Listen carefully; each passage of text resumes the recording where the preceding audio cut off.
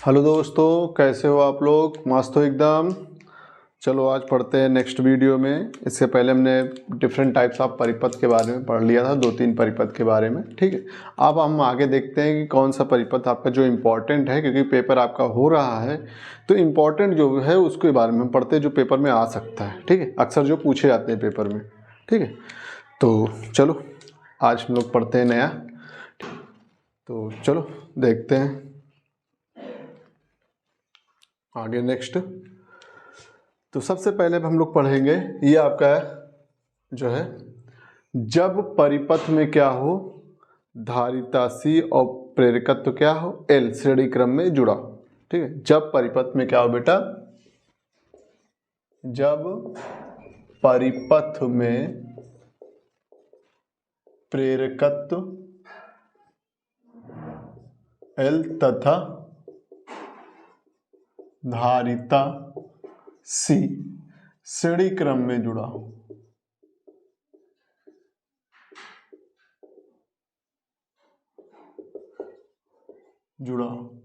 ठीक,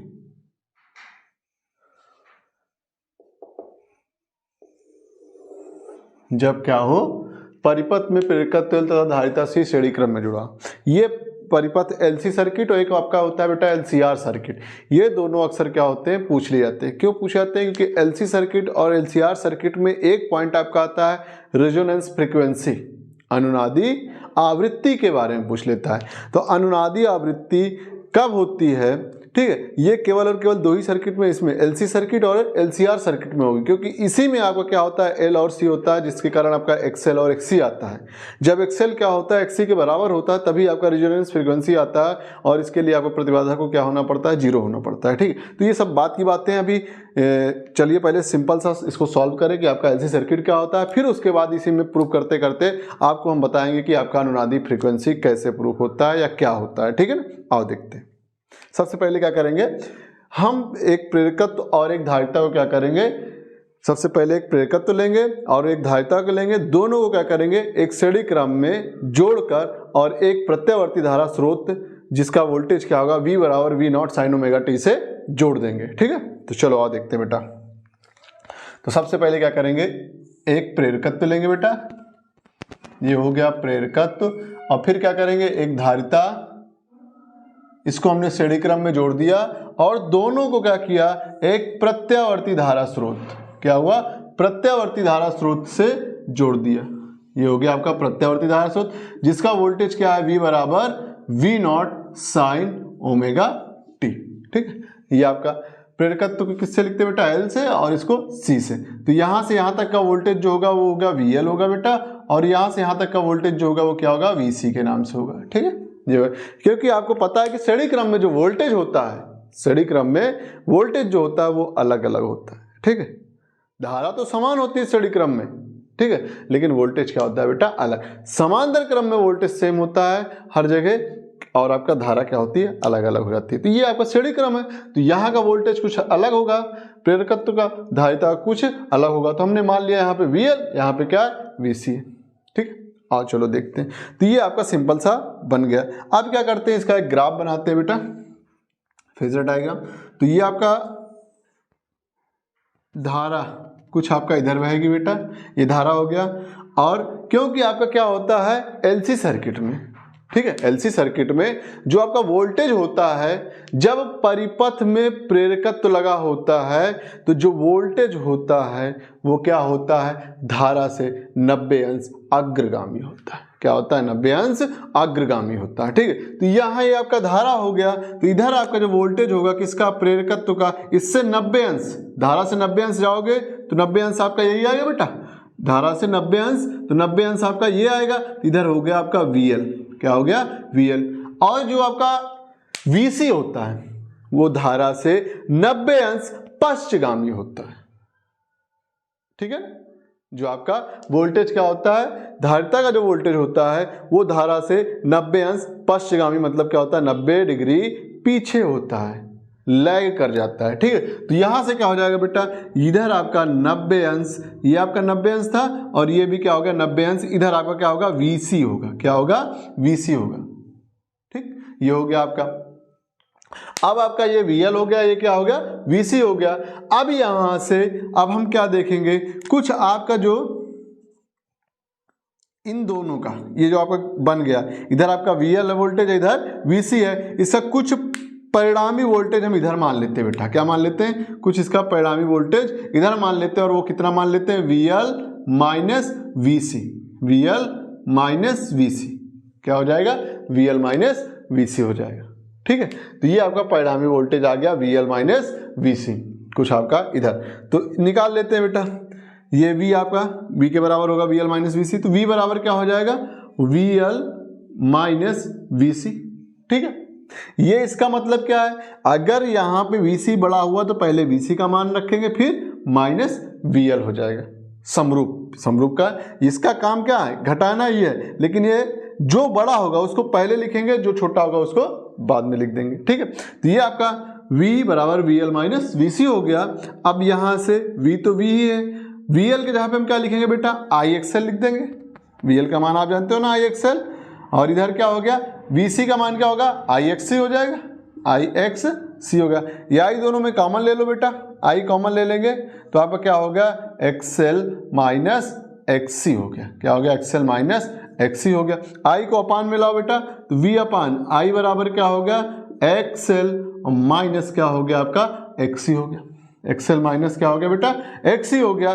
V upon I क्या होता है, वोल्टेज। यहाँ पे जो प्रभावी वोल्टेज है और ये जो आपका धारा है, इन दोनों का जो अनुपात है वो किसके बराबर होगा, तो वो एक आपका नया टर्म्स आ जाएगा जिसका नाम होगा प्रतिबाधा, जिसको हम लिखते हैं किससे बेटा, Z से लिखते हैं। तो V अपान I बराबर क्या हो जाएगा, Z हो जाएगा। क्या हो जाएगा, V अपान I क्या हो जाएगा, Z का, क्योंकि Z बराबर क्या होता है बेटा, V अपान I होता है। तो यहाँ V अपान I की जगह पे क्या रख दो, Z रख दो, तो Z बराबर क्या हो जाएगा, XL और माइनस क्या हो जाएगा, XC। ठीक है, तो ये आपका आ गया XL माइनस XC।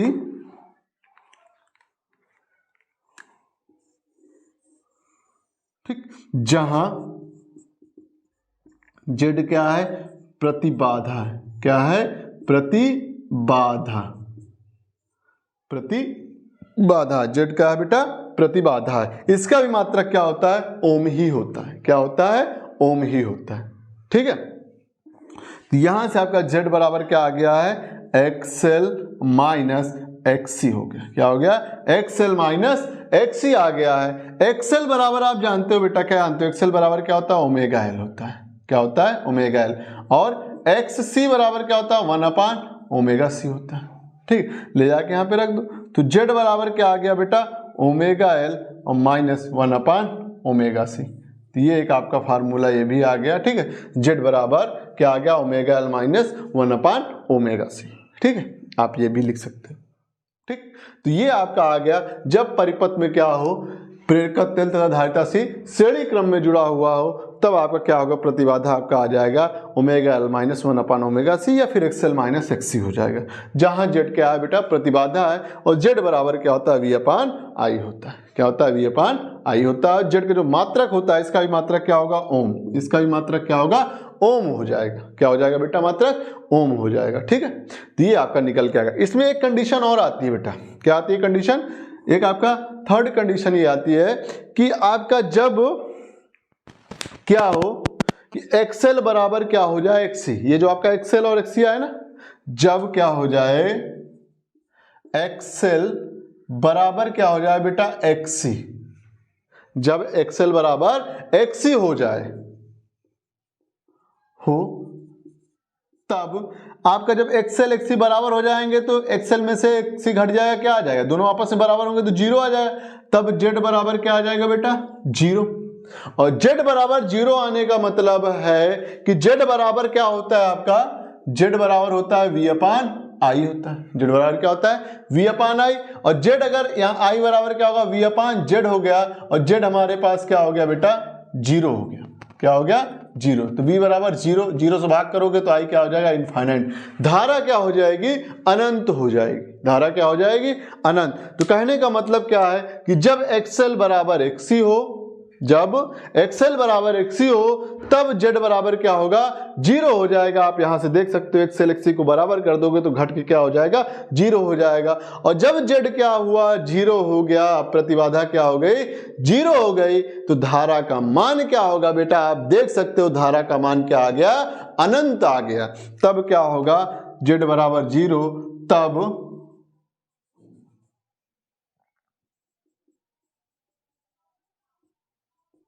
और धारा क्या होगी,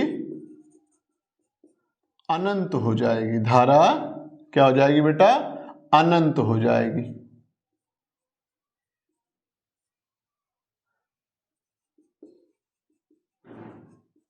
धारा का मान क्या होगा, अनंत हो जाएगा। धारा क्या हो जाएगी, अनंत हो जाएगी। और इस कंडीशन में जब XL बराबर XC होगा तो परिपथ कैसा होगा, अनुनादी परिपथ हो जाएगा। क्या हो जाएगा, ऐसे परिपथ को क्या बोलेंगे हम लोग, अनुनादी परिपथ। जब XL बराबर XC हो तो क्या होगा, अनुनादी परिपथ होगा।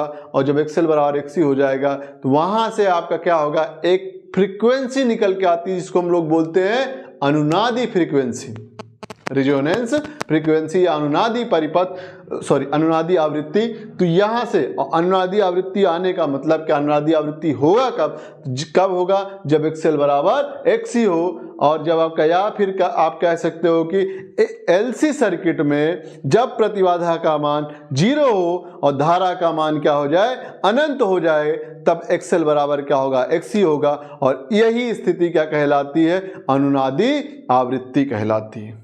और ऐसे परिपथ को अनुनादी परिपथ कहते हैं। ठीक है, तो यहां से आपको प्रूव करने के लिए पेपर में आता है अनुनादी फ्रीक्वेंसी प्रूव करके दिखाओ, तो अनुनादी फ्रीक्वेंसी तभी प्रूव कर सकते हो। और ये केवल और केवल 2 ही सर्किट में हो सकता है बेटा, एक LC सर्किट, दूसरा LCR सर्किट। ठीक है, क्योंकि दोनों के लिए हमें चाहिए क्या है, XL और XC चाहिए दोनों में। और ये 2 ही सर्किट है जिसमें XL और XC होता है, जिसमें L प्रेरकत्व और धारिता होती है, वो एक LCR, दूसरा LC सर्किट। तो इन दोनों में क्या होता है आपका अनुनादी फ्रीक्वेंसी। तो आप निकाल कैसे सकते हो, अनुनादी फ्रीक्वेंसी निकालना है तो आप क्या करोगे बेटा, XL बराबर XC दिखा दो। XL बराबर क्या करो, XC दिखा दो। XL का मान क्या होता है बेटा, अभी देखो XL का मान ओमेगा L रख दो, इधर XC का मान क्या होता है बेटा, ओमेगा C, 1/ओमेगा C।